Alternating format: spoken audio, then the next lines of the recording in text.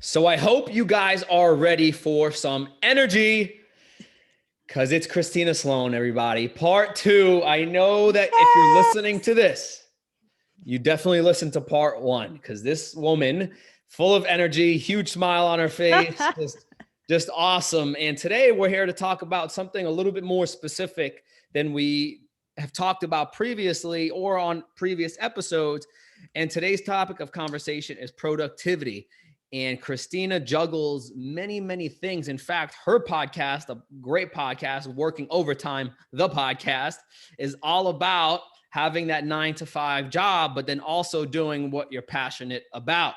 So Christina, you are a woman that is all about productivity, doing the things that are essential, just embodying what it means to have a job, which, let's face it, 99% of the world aren't, entrepreneurs who make 7 figures. Most people have to work 9 to 5, yet have that job until they can come to the point where they are ready to take it to the next level and start scaling their business and become self-sufficient within that business. So Christina, I just want you to say hello and then I want a brief overview of what productivity looks like to Christina Sloan and touch on your new productivity coaching practice that you've started as of the past couple of weeks and month. Yes. Oh my gosh. First off, thank you so much for having me again. I'm thrilled to be here. And yes, you are right. I always come with a boundless amount of energy. So, oh my gosh. So, what does productivity look like to me? So, I currently, I have the podcast Working Overtime, all about working your 9 to 5 while also pursuing your passions, pursuing your dreams, working that side hustle, trying to make your side gig your full-time gig, that kind of thing. And that's because I'm doing that right now. Like I have a 9 to 5 and I am pursuing my passions every single day after work and on my off days. So what does productivity actually look like? I fully believe some people might kind of disagree a little bit, but this is Christina's kind of philosophy. Productivity, you can do multiple things. You can do multiple things as long as they kind of are cohesive, working towards a common goal while you are still figuring it out. Because especially a lot of us, in our younger years, even shoot in our older years, we're figuring it out. We're figuring out exactly what the path looks like for us. If you were someone who at a very young age knew exactly what it is that you want, amazing, good for you. However, I don't think everyone has that same experience. We're doing multiple things. We're trying to figure out what that looks like. And being productive is being able to do the things that you want to do in the most efficient way, working smarter, working smarter, not harder. That's a big one for me. And so being able to actually get the right things done. You can get multiple things done, but it's about getting the right things done and not just being busy for the sake of being busy, because we can bog down our days. There's a lot of things that we can do to spend our time with our days, but are we getting the right things done that are just going to get us closer to our ultimate outcome? And that's something that's really important, is really figuring out what that ultimate outcome is. And productivity is doing the right things to get you to that outcome. And so what I do is I have now officially launched my own one-on-one productivity coaching, because I have implemented a lot of tools into my life to make sure that I'm getting the right things done that propel me forward. And by getting the right things done, you're going to just be more alive. You're going to have more energy. You're going to have more vivacious energy, whatever is the word. And that is what really being productive looks like. And so I work with people one-on-one to really take an audit. I like to work with busy people who are like me, working a 9 to 5, have a bunch of things that they're trying to do, and they're trying to find that clarity of what that path looks like. And then we take a look at what you have going on and we say, all right, now let's actually think about what is the big boulders, the things that make the most impact in our life versus just the pebbles, all the little stuff that we do to keep ourselves busy, and how can we really optimize our time to get to where we want to go. So that's kind of what I take people through. That was very surface level what it is, but there's lots of different tools to be able to become more productive, to stop feeling burnt out all the time, to stop feeling overwhelmed all the time. Because what people say to me is, Christina, I don't know how you get so much done, but still have so much energy and a smile on your face, and you never seem like overwhelmed by it. And I don't really get overwhelmed anymore. I really don't, to be super honest. I'm human, and like things happen. I might get in my head and stuff like that, but I don't really get overwhelmed by the tasks that I have anymore, because I know I'm doing the right things and they give me joy. They bring me joy. And even the things that don't bring me joy, it's part of a bigger picture of something that will bring me joy. So I do it anyway. But that's what I take people through. It's just helping people to get that clarity to get the right things done. So Christina, and that is something that I obviously believe in as well. I'm a big proponent of First Things First, the book. Mm-hmm. And did you by any chance watch a YouTube video about it? Because you're mentioning pebbles and boulders, and that is a video that Stephen Covey talks about. If you haven't watched it, it's kind of exactly what you're talking about. That's But super funny. I'll tell the audience what it looks like. So he brings a woman up on stage, and he has different sized rocks in his hand. And he has some really big rocks. It has to fit in a bowl. So they're not boulders, but they're, big rocks. And he has smaller rocks. He has pebbles. And he says, here, fit all of these into this bowl. And a woman goes up and she just throws them in randomly. And she's like, I can't fit them. He's like, okay, try again. I can't fit them. So then what she noticed is that she had to put the bigger things in the bucket first. And then after that, the little pebbles can kind of just find their way through the big rocks, which I mean makes sense, because a big rock can't find its way through a little pebble. So this is all coming to the question of, how do you figure out what to put in your bowl first? How do you figure out what to actually prioritize in your day? How do you pick, with all of these different things going on, okay, this is what I need to do because it's actually important? What does that look like for Christina? And do you have any advice for anybody that is looking, they have trouble prioritizing, especially a lot of young people? Some people might be in college. Some people might be working 80 hours at an accounting firm. They feel like the world is collapsing because they got so much to do. How does Christina prioritize? And what do you say to others that are working towards becoming better at prioritizing their life? Yes. Okay. So there's a couple of things. I think that there's a lot of upfront work that has to be done first for someone's productivity and time management and prioritizing.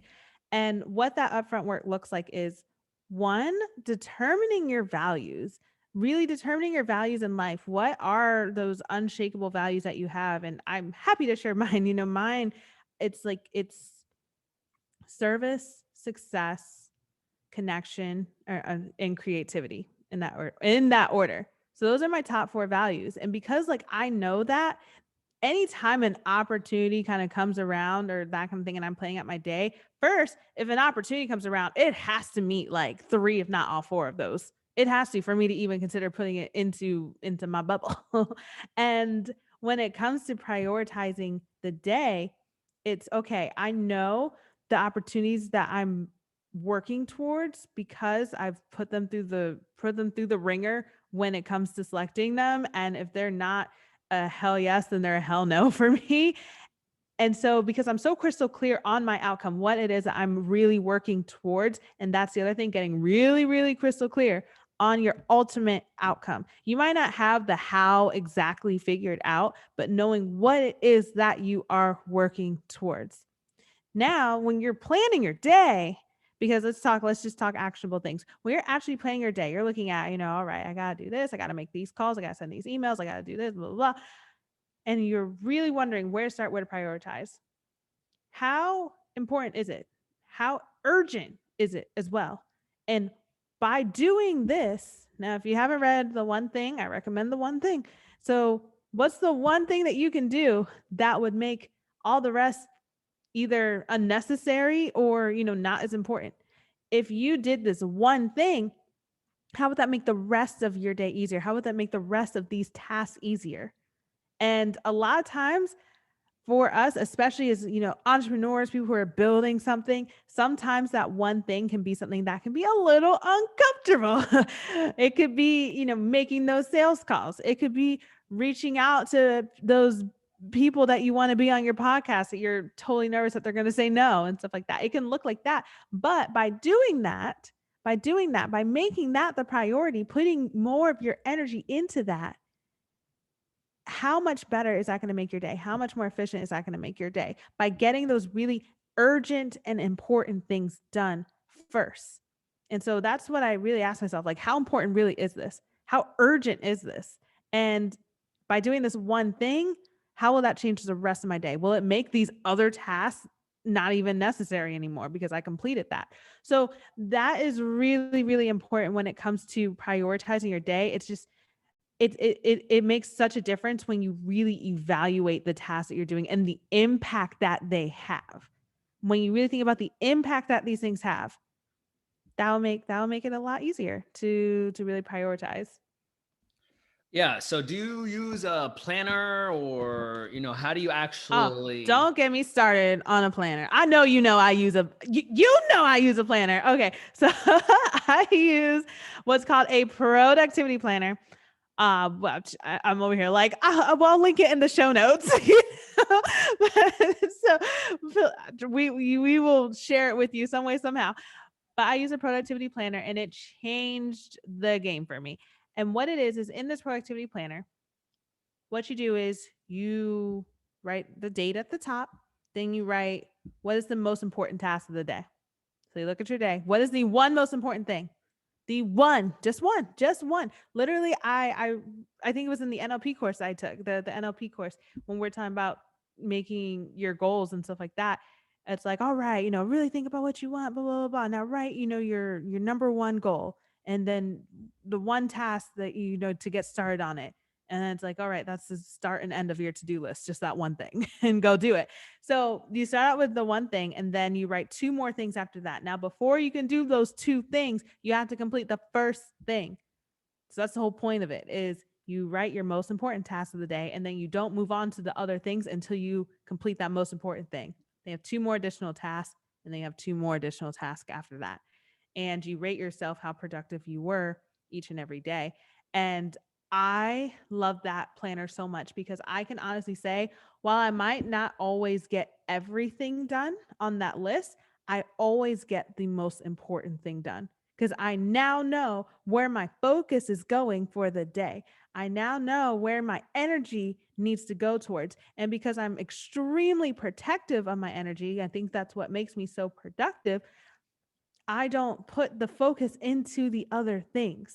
So, for instance, today I had a coaching call with my coach Jake, and so that was the most important task because we had some important things to discuss. So I put that and it's like cool, and that was at 6. And then the next thing was this podcast with you. And I was like, all right. So anything else like in between that, it wasn't important. It wasn't my focus. It wasn't where my energy and my thought and my power was going to go to. These things that I'm doing that are prioritized on my list, that's where my energy is going.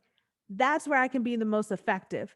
And that's where the change is going to happen and the growth and the building of whatever it is that I'm trying to create. So whatever it is that you're trying to create too, that's where it's going to happen.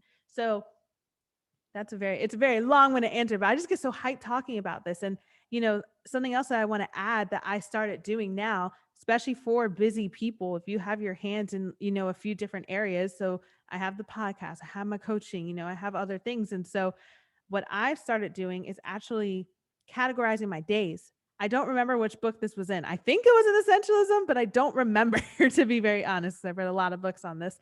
And an executive for some company was basically like, Mondays are meeting days, Tuesdays are innovation days, Wednesdays are finances days, Thursdays is marketing days, whatever it was. And so every day had a category. And so you knew that's where your focus and your energy and your thought process, that's where it's going to go. So I started implementing that into my own life. It's very new, so I'm not going to necessarily say like it's been game changer, but I can say that just by me doing it for the few days that I have, it's made tasking things much easier, because now I know, for instance, productivity coaching day is a different day than today. And better example, podcast day. I schedule my podcast interviews for the same day, and I don't bog myself out, because I didn't like having to switch brains like all day, multiple times a day, and just, I'm doing this, I'm doing this, I'm doing this. No, let me focus my day into this one area so I can really be efficient and make headway with that day. Okay, so that was very long-winded, but I really also wanted to share that too. No, definitely. I appreciate that. Have you ever heard of something called the power list? The power list. I've not. What is Okay, that? so there's a guy named Andy Frisella, Oh, yes. big guy. I mean, for anybody that's not listening, CEO of First Form, one of the top nutrition supplement companies out there. He's a beast. He's a beast. He's a speaker, whatever the case is. Big shot. But he is also really big on productivity and getting things done. So he created something called the power list, and the power list is a list of 5 things that you have to get done today. This could be calling someone. This could be sending an email. This could be going for a run or workout. This could be cooking dinner. This could be anything that is of importance to you for that day.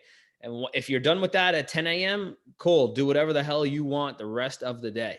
But as long as you got those 5 things done, you can circle a W on your sheet of paper. If you failed, then you circle an L. But the beautiful thing is if you got 4 out of 5, that's still probably better than you did before you even started doing this in the first place. So you're really winning no matter what. But that's something that I used in my life, and I've helped others implement in theirs, and it's made a pretty big difference, because when you commit to just 5 things, and they don't have to be, like I said, really big things, it makes a big difference. And just one other point that I wanted to make was, a lot of people approach productivity and goal setting and goal achievement in the sense that, well, let me put it this way. How does a baby come into the world? First, they have to learn how to crawl. Then they have to learn how to walk. And then only then can they start to run. And then you can fly, right? You grow up and you step into who you are. Well, the problem is that a lot of people approach productivity thinking that they could just crawl and then the next day they can fly. That's why so many people lose weight or try to lose weight only to find out a week later that they're eating the same thing that they gave up a week before. Because in my opinion, put on that power list. Okay, today I'm only going to drink water. All right, cool. Put that on your power list for 5 days. Next week, okay, today I'm going to cut out sugar or whatever, the cereal, whatever the case is for you. Because what you're doing then is that you're building and you're proving to yourself that I can keep commitments. Because when you set these massive goals, I don't want to get too much into it with the subconscious mind work, but it's like, whoa, this is dangerous. Let me go back to how I was. And it all relates back to productivity, because if you're unproductive right now, don't think that you're going to wake up tomorrow and you're just going to be the most productive person. Because I live in reality, Christina, and I know so do you. That's not how it works, because there's a lot more internal work than what is seen on the surface. So this all comes into the question of, what if I want to change and I want to become more productive, but all of my life I've been so unproductive. I know this, but the listener might not. That has told your subconscious mind that this is just who you are, an unproductive person. So when you try to implement productivity, it's going to be like, hell no, come back to the unproductive side of things, because that's who we are.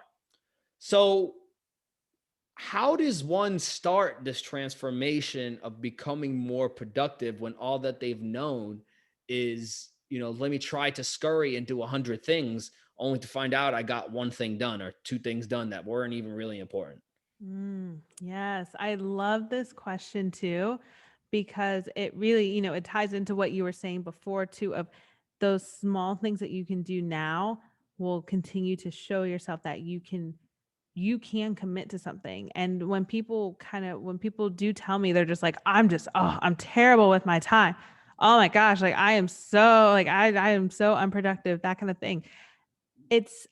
it's something that, like you said, not to get too deep into the unconscious mind, but it is an identity that it's a belief that might really not serve you anymore. That's just a belief that you have that doesn't make it true. It doesn't make it true at all, because something that I have found when working with people actually is when we actually take down everything that they've done, everything that they have going on, and everything that they've been able to accomplish in X amount of time. They're like, oh man, like wow, I've really gotten a lot of things done. Holy moly. I'm like, yeah, let's just start by becoming really self-aware of what we have going on, and realizing that this old belief that we have of we are not productive, we have too many things going on. I personally believe that that's just a societal belief that's kind of put on us. We live in such a go go go world, which, hey, I'm a go go go kind of person too, but I also have learned a lot of things to really allow me to slow down. So when it comes to someone starting out, let me get back. So when it comes to someone starting out, what I would really recommend is, one, becoming extremely self-aware. So write it out, speak it out, talk to someone about it, whatever. What do you have going on? What do you have going on? And what already have you been able to accomplish with what you have going on? And it doesn't have to be humongous. It just really think about, what have you been able to accomplish? Whether it be like, yo, I went to the gym 4 times this week, and normally I only go once, or I don't even go at all. I started a new yoga class. I've been going consistently every week. I've been reading 10 pages a night 3 times this week, where I used to not read, that kind of thing. So realize what you've been able to accomplish in a short period of time. And what I say when it comes to implementation execution, when it comes to becoming more productive, I wouldn't start by changing your whole world and changing everything about how you live your life, but starting with a solid morning and a night routine. That is where, once you become very consistent on things and you start to routine your life down, and just by starting with a morning routine and a night routine, you'll start to see the changes in the rest of your day just by having a morning routine or a night routine or both. And the reason for me why I've been able to be so productive, why I feel like I'm a very productive person, is because I've routine my life down so much. And it's like, it's easy. It's so easy. Like the day-to-day tasks are just very easy. And then I can put my focus and energy into the things that are, the most important to get me to where I want to go. So to someone who's starting out, to someone who's like, oh my gosh, like I don't feel productive and I don't know where to start with a morning routine. It doesn't have to be related to your business, to your side hustle, to whatever. I'm in the business of changing lives. I know you are too. Like, we're in the business of changing lives, So start with a morning routine, and you're going to see just massive differences. Now, what makes a good morning routine? Not to go super deep into it or anything, but what makes a good morning routine is some kind of planning of your day, for sure, some kind of movement activity. I'm not saying you have to like go to the gym, you have to do that. It could just be light stretching, could just be deep breathing, it could just be whatever, something to move your body and wake yourself up. Something to, what was I thinking? Yes, something to also challenge yourself. So for instance, some people it's no snooze. Some people it is waking up at a certain time. Me, I wake up at 7:45 every day. That is me, because I go to bed at midnight and I get up at 7:45. Perfect amount of sleep for Christina. Perfect. And so that is my routine. That is exactly what works for me, and find what works for you. That's why I'm not saying, the morning routine is X, Y, and Z. I'm saying find what works for you and what's actually going to be helpful for you to set your day up right. Do the things in the morning that's going to set you up for success in your day. And then you'll see a massive change, just not even just in your business and your career, whatever, but in your life. You will see a difference. You will feel a difference. You will hear a difference from people talking to you about how you're acting that day. and find truly, I really, really want to nail this. Like, find what works for you. Find what works for you. And there are so many examples of morning routines. I can tell you for me, what I do, like I said, I get up at 7:45. I stretch normally. I'm not a big workout in the morning person. I like to work out in the afternoon. But that's me. And so I stretch, do a little bit on the rebounder, and I usually actually don't eat. I'll have water when I first wake up, and then I'll have tea, and then I usually actually don't really eat until like 11. And oh yeah, I plan my day. I work in my productivity planner. I usually do it in the mornings. But yeah, it's just like that. My morning is very standard. My morning is really standard. Oh, I listen to audiobooks or podcasts or the courses. If I'm doing like a Udemy course, I listen to that in the morning. I don't really listen to music. I listen to that. I feed my brain in the morning. That was it. That was what I was trying to think of.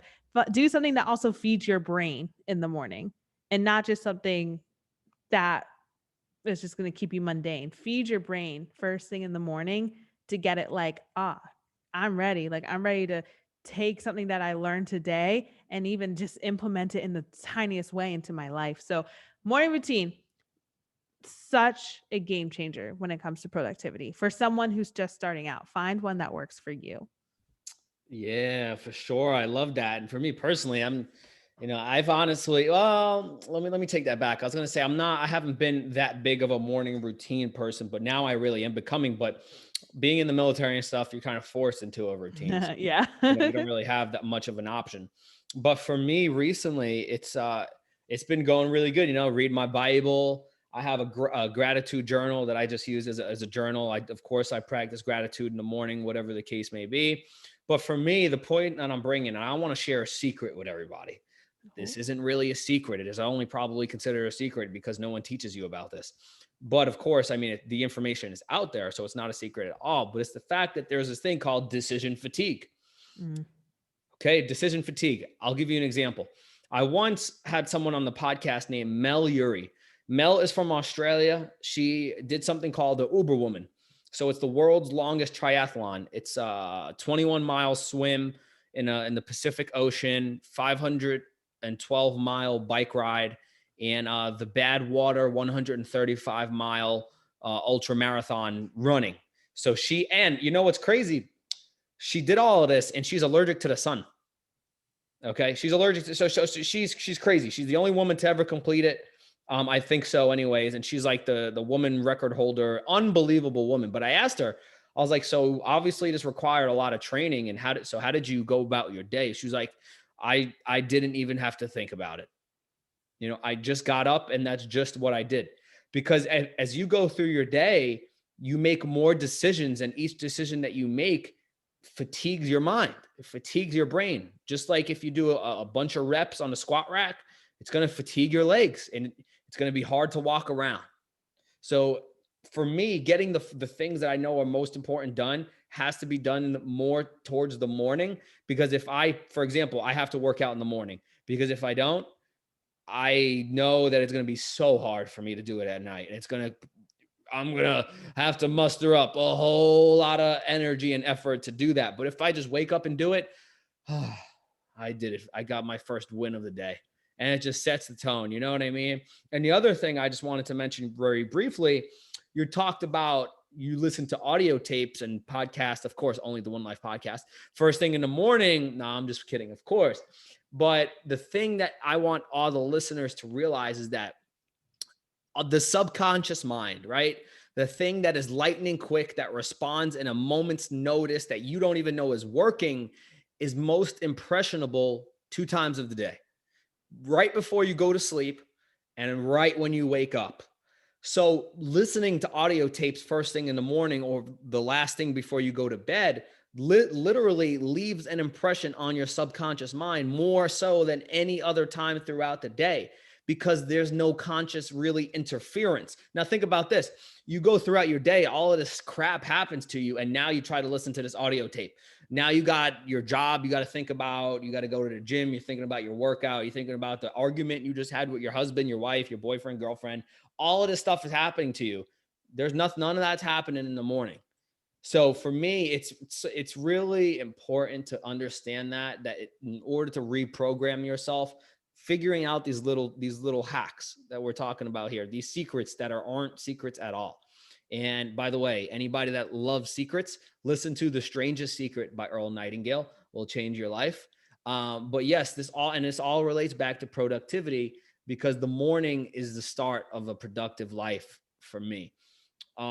So what I'm interested in from Christina's perspective, how does society, let me rephrase that. I want to read something to you very quickly, Christina. Of course, this is almost, oh, look at that. This is my Bible for productivity. First things first. Great first. But so Stephen Covey, right? The beloved author, breaks time and productivity down into 4 different quadrants. Number 1 is the urgent.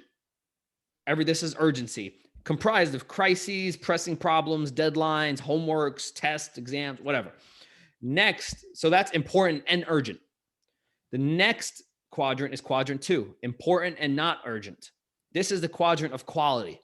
We're talking about preparation, prevention, values clarification, planning, relationship building, true recreation, empowerment. Remember, that's important, but not urgent, right? There's no deadline on any of that stuff. The next one is quadrant 3, which is not important, but urgent. Interruptions, some phone calls, some mail, some reports, some meetings, many popular activities. And then there is the last phase, which is, last quadrant, which is not important, not urgent. And this is excessive TV, Facebook, Instagram, whatever the case may be. So after hearing that, how do you think society influences us to spend our time in some of the less important quadrants while ignoring things such as value clarification, planning, determining our vision? What is the impact that modern society, modern culture is having on how we spend our time in our day? That's such a good question. And I would say, we live in this world where everything deserves our attention instantly. We live in an attention and opportunity overload. You look at your phone, there's a million opportunities in your phone. There's the opportunity of where you want to eat for dinner tonight. There's the opportunity of, do you want to, have your groceries delivered to you to cook your own meal tonight? There's the opportunity of, do you want to sign up for this person's newsletter? Do you want to sign up for this coaching program? Do you want to buy this, plane ticket to another country? Do you want to, it's like whatever. There's so many different opportunities at our fingertips that all are fighting for our precious attention, and then also our precious dollars as well. And so because of this, there's so much temptation out there to spend the time in that quadrant, the not important, not urgent quadrant. And it's very, very tempting. It's very irresistible. It's an irresistible offer that's created by modern society, because it's going to make you feel good.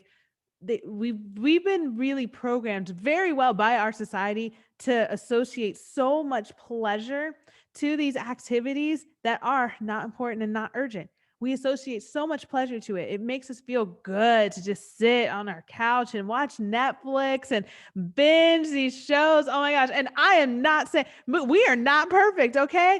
Did I sit and binge watch Bridgerton? Of course I did. Okay. Yeah, I literally watched like 32 episodes of a show called All American. Oh my gosh. If you haven't gosh. seen it, you have to watch it in Yes. like 3 days. Okay. Oh, Yeah. It's sorry, like I have to admit it. We're we normal. Have to admit, we are We normal. are human. Exactly. It's so funny. I always have to like put this in there. Like we are normal human beings. Like I am not a perfect example of productivity at all times, but because I do take that time to be mindless, that's actually something very important to me, is being mindless as well, to just kind of like, that kind of thing, and then go back to it. Point is, we live in this very attention seeking world, and it's been made so irresistible to spend our time in these quadrants.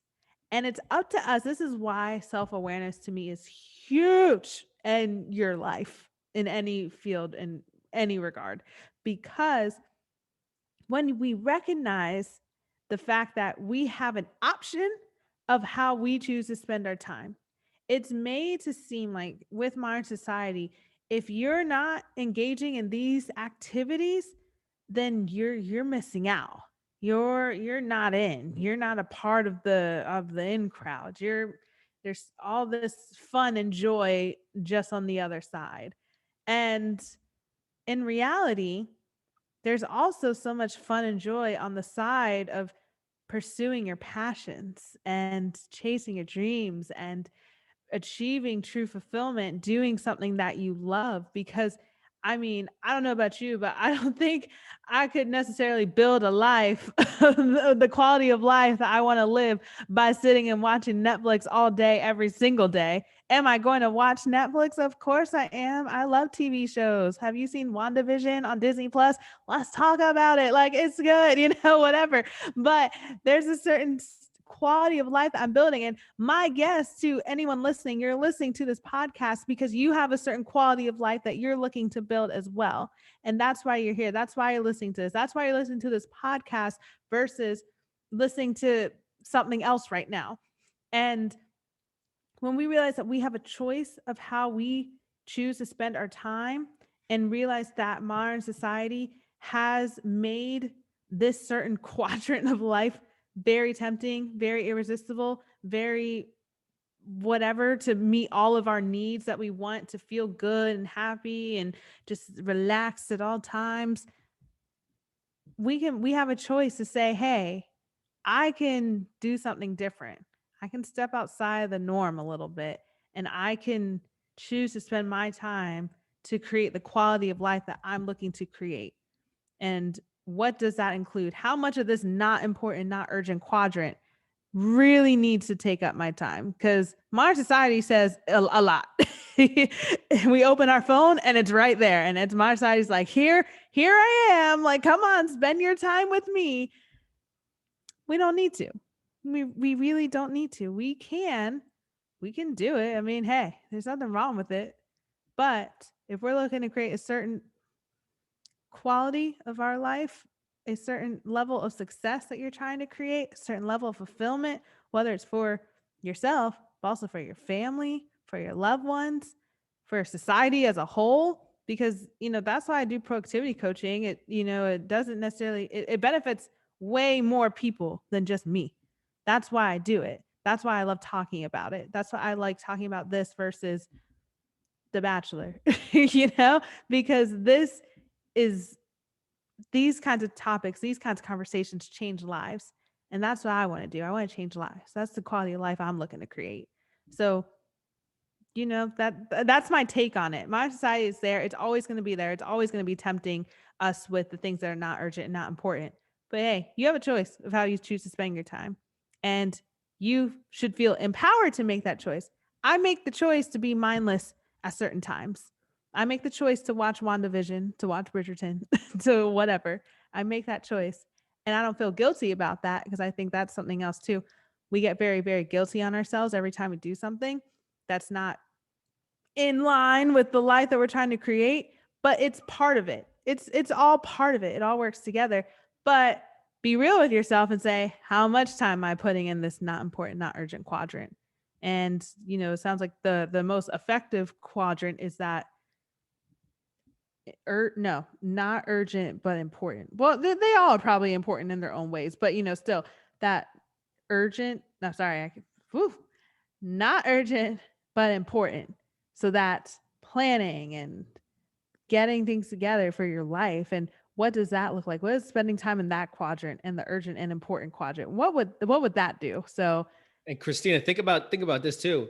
If you spend more time in that quadrant, the one that's important but not urgent, such as planning, preparation, values clarification, fitness, and wouldn't that decrease the amount of things that become urgent?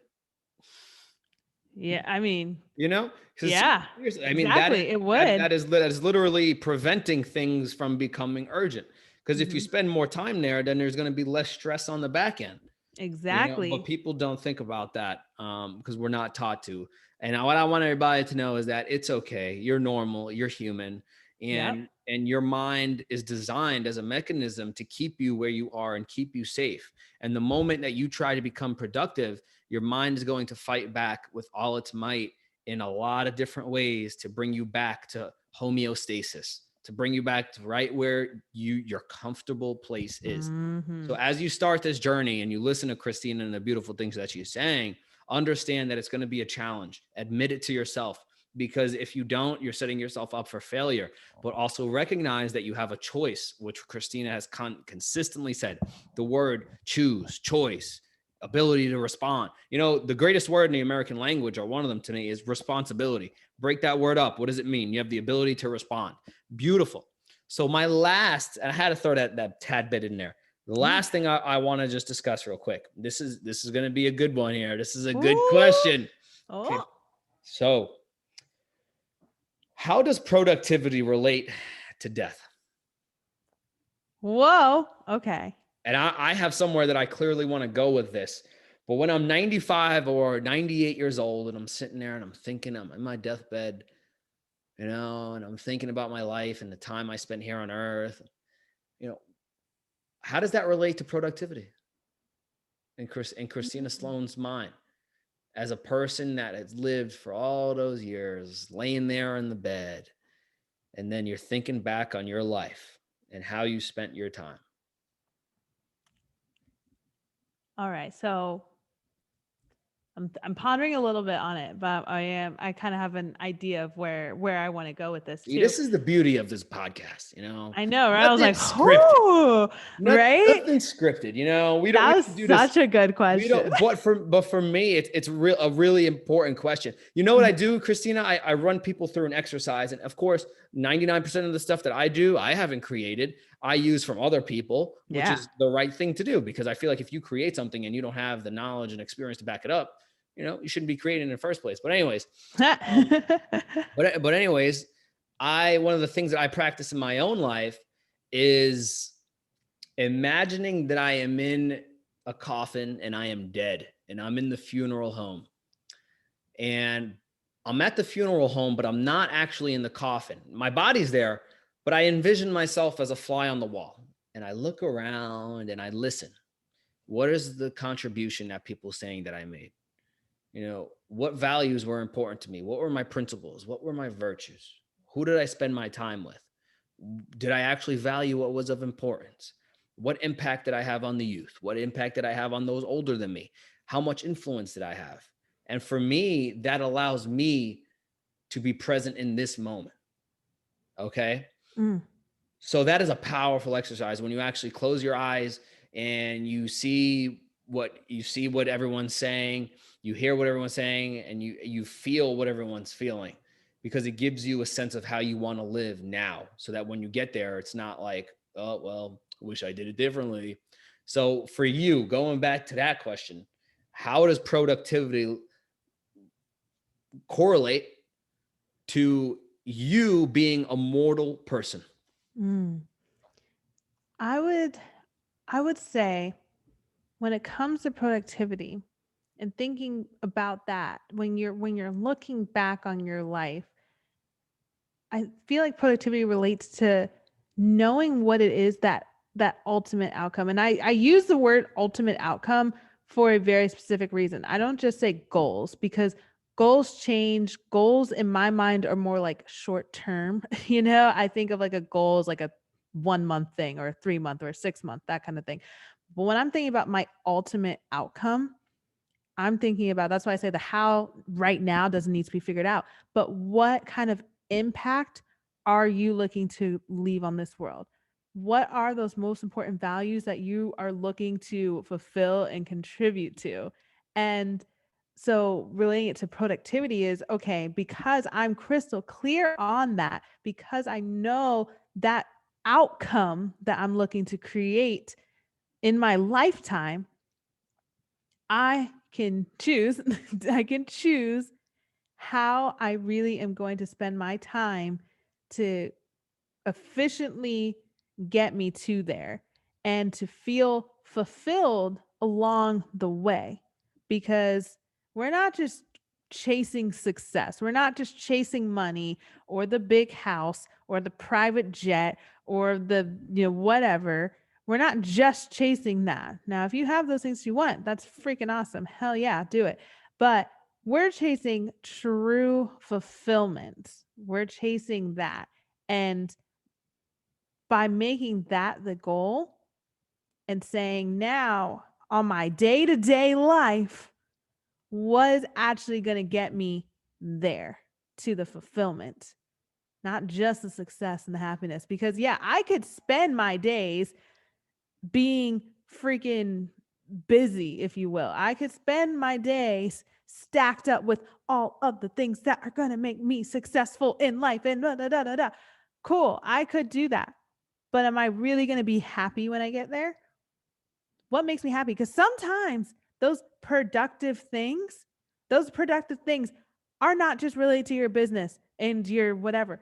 Sometimes they are. Sometimes the most important thing on my list of things to do that day is to go on a date with my boyfriend. Sometimes that's what it is. That's what the most important thing is. That's what's productive for me at that time, because it's all part of the ultimate journey that's going to get me to the actual fulfillment that I'm looking to create. So that's how I feel like it correlates.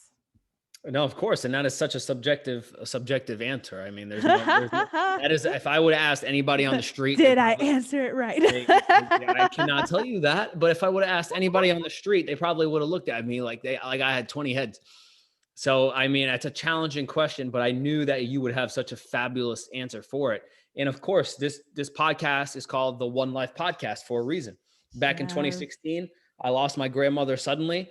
A week prior to her dying, she asked me if I wanted to sleep over her house. I said, I'll sleep over next weekend. Next weekend never came. So for me, when I speak about death, everybody that's listening, you, Christina, look up mortality motivation.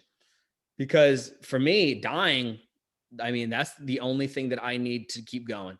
That I know that my time to punch the clock is going to eventually come. I just don't know when. Listen to these statistics. On average, 2 people die. Oh, by the way, this is pre-COVID. 2 people die every 1 second. Over 120 people die per minute. Don't ask me how that makes sense. Just reading facts here. Okay. Over 1,000 some odd people die per hour. And now let's talk big picture. 65 million plus people die per year. That is insane. But what's even more crazy is that you and I never know when we're included in those numbers. So why not spend our time being productive? And you hit it spot on, doing the things that will make us fulfilled. Because happiness is a crazy and dangerous word for me. Because if I am a person that is obese and I know that my health is seriously in danger, but at the same time, I know that eating a donut will make me happy. Right. But doing something challenging and releasing weight, I'm not saying losing weight, because what do you do for things that you lose? You try to find them. Anyways, when you by releasing that weight, ultimately it's going to make you fulfilled, but it's not easy. And that's why I love what you said. Fulfillment at the end of the day, having that life vision. You said that better than I could, and that was really beautiful, Christina. So any last thoughts before we hop off? Any encouraging words for the busy people listening to this that have just been blessed by your knowledge, wisdom, and just your presence? Oh, thank you. I appreciate you. Oh my gosh. I want to add to people who feel busy, who feel overwhelmed, who feel burnt out right now, who are chasing something bigger than themselves but are just not knowing where to start. I really want to say directly to that person, you got this. You really do. Take the time now for yourself. Do the upfront work and really figure out what is the main thing. What is the priority? What is the ultimate outcome? What are your unshakable values? And really getting clear on a lot of this stuff up front will make the rest of your days, it's like you'll naturally become more productive. And, you know, you don't need a bunch of like hacks and stuff like that. It's about doing a lot of the upfront work and defining what that life looks like for you. And that will make the biggest change in your productivity, in your time management. It'll all just trickle from doing a lot of the upfront work. And you got this. Dude, you don't even you got this. You really do. And everyone is so powerful already. Everyone, you have all the potential inside of you already to break through any limiting belief that you have about productivity, about time management, about your life in general. All the tools already inside of you. Sometimes it just takes listening to a podcast like this, hearing something that just resonates with you, and you're like, oh, snap, and making that shift. Make that shift. Listen to this podcast and find that little shift that you're going to make into it. I'm a person that I'm like, if I talk for an hour and I said one thing that just changed the game for you, I am satisfied. Like, I'm so satisfied. So that's what I would say. That's how I would wrap a bow on it when it comes to productivity. Yeah, that's beautiful. And Christina, where can people find you if they want to get in touch with you and learn more about what you do? Oh, yes. You can listen to my podcast, Working Overtime, the podcast. And you can also follow me. I am most active on Instagram, CN Sloan _. That is where all the gems happen there. So that's where you can find all my links. That's how you can also find out how to work with me too. If you want to work with me on your productivity and do a deep dive and all the things. So yeah, that's where you can find me. Yeah, everybody, I'd highly recommend reaching out to Christina, even if you're just trying to make a new friend, because she's very Oh, yes. open, open, Very friendly. full of energy, and everybody could use a good burst of energy in their day. I know that for sure.